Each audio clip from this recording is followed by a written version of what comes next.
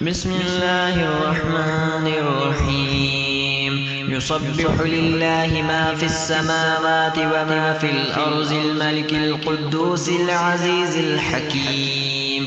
هو الذي بعث في الأميين رسولا منهم يتلو عليهم آياته ويزكيهم ويعلمهم الكتاب والحكمة وإن كانوا من قبل لفي ضلال مبين.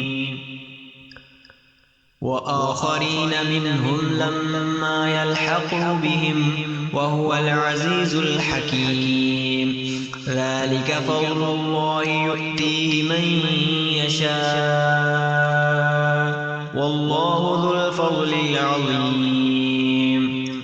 مثل الذين حملوا التوراة ثم لم يحملوها كمثل الحمار يحمل أسفارا بئس مثل القوم الذين كذبوا بآيات الله والله لا يهدي القوم الظالمين.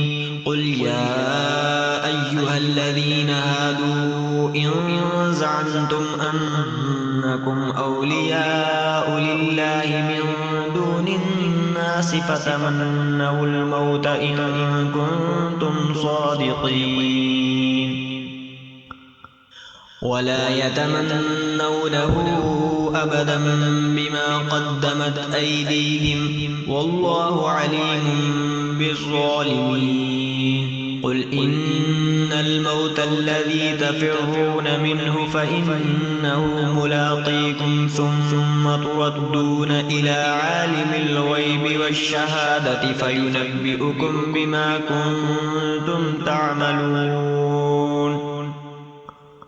يا أيها الذين آمنوا إذا نودي للصلاة من يوم الجمعة فاسعوا إلى ذكر الله وذروا البيع ذلكم خير لكم إن كنتم تعلمون. فإذا قضيت الصلاة فانتشروا في الأرض وابتغوا من فضل الله واذكروا الله كثيرا لعلكم تفلحون. وإذا رأوا تجارة أو لهوا انفضوا إليها وتركوك قائما قل ما عند الله خير من اللهو ومن التجارة والله خير الرازقين.